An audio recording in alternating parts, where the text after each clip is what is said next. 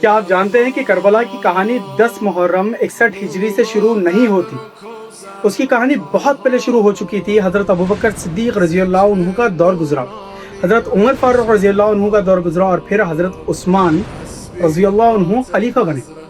وہ حضرت عثمان جسے رسول اللہ صلی اللہ علیہ وسلم اتنی محبت کرتے تھے کہ اپنی 2 بیٹیوں کا نکاح ان سے کیا، اسی لیے انہیں ذوالنورین کہا گیا، یعنی 2 نور والے۔ اسلام تیزی سے ساری دنیا میں پھیل رہا تھا، لیکن ساتھ ہی کچھ لوگ افواہیں اور فتنے بھی پھیلا رہے تھے۔ دھیرے دھیرے حالات اتنے خراب ہو گئے کہ کچھ لوگ مدینہ آ گئے اور حضرت عثمان غنی رضی اللہ عنہ کے گھر کو چاروں طرف سے گھیر لیا۔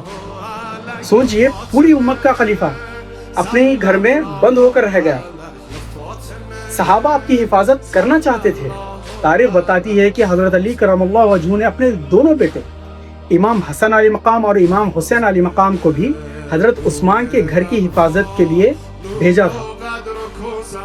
یہ وہ دور تھا جب صحابہ اکرام اور اہل بیت ایک دوسرے کی حفاظت اور عزت کے لیے کھڑے تھے، لیکن حضرت عثمان نہیں چاہتے تھے کہ ان کی وجہ سے مسلمانوں کا خون بہے، اسی لیے اپنے صبر کو چنے۔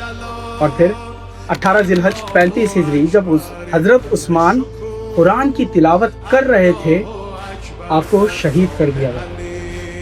ایک بزرگ صحابی قرآن پڑھتے پڑھتے اللہ سے جا ملے، لیکن اس دن صرف ایک خلیفہ شہید نہیں ہوا تھا، امت کی تاریخ کا رخ بدل گیا۔ اب یہاں سوال یہ پھیل چکا تھا کہ امت کی قیادت کون کرے گا، کیونکہ مدینہ میں حالات بہت نازک تھے، فتنہ پھیل چکا تھا، لوگ پریشان تھے۔ ایسے وقت میں صحابہ اکرام نے حضرت علی شیر خدا کرم اللہ وجہہ سے درخواست کی کہ آپ امت کی قیادت سنبھالیں۔ شروع میں حضرت علی اس ذمہ داری کو لینا نہیں چاہتے تھے، لیکن حالات کو دیکھتے ہوئے آپ خلیفہ بنے۔ لیکن مسئلہ یہاں ختم نہیں ہوا، اصل امتحان اب شروع تھا، کیونکہ حضرت عثمان کے قاتل کون تھے، انہیں سزا کب ملے گی اور کس طرح ملے گی۔ اس بات پر سب کا مقصد ایک ہی تھا، اور وہ تھا انصاف، لیکن طریقہ الگ الگ تھا۔ کچھ لوگ سمجھتے تھے کہ پہلے قاتلوں کو سزا دی جائے، اور حضرت علی کرم اللہ وجہہ کا موقف یہ تھا کہ پہلے پورے ملک میں امن قائم کیا جائے، اسٹیبلٹی لائی جائے،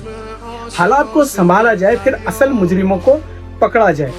فتنہ پھیلانے والے لوگ اسی اختلاف کا فائدہ اٹھانا چاہتے تھے، اور پھر اسلامی تاریخ کا ایک اور دردناک چیپٹر کھلنے والا تھا، اور وہ چیپٹر تھا جنگ جمل۔ لیکن رک جائیے، کیا واقعی حضرت عائشہ اور حضرت علی ایک دوسرے کے دشمن تھے، یا پھر تاریخ کو آج غلط سمجھا جا رہا ہے؟ اور حضرت عثمان کی شہادت کے بعد امت میں فتنہ اتنا کیسے بڑھ گیا؟ اگلے پارٹ میں انشاءاللہ ہم جنگ جمل کی حقیقت سمجھیں گے، حضرت عائشہ، حضرت طلحہ، حضرت زبیر اور حضرت علی کرم اللہ وجہہ کے درمیان اصل میں کیا ہوا، اور کیسے کچھ فتنہ پرست لوگوں نے امت کو بہت بڑے نقصان پہنچایا۔ انشاءاللہ اس کو ہم اگلے پارٹ میں دیکھیں گے۔ جزاک اللہ۔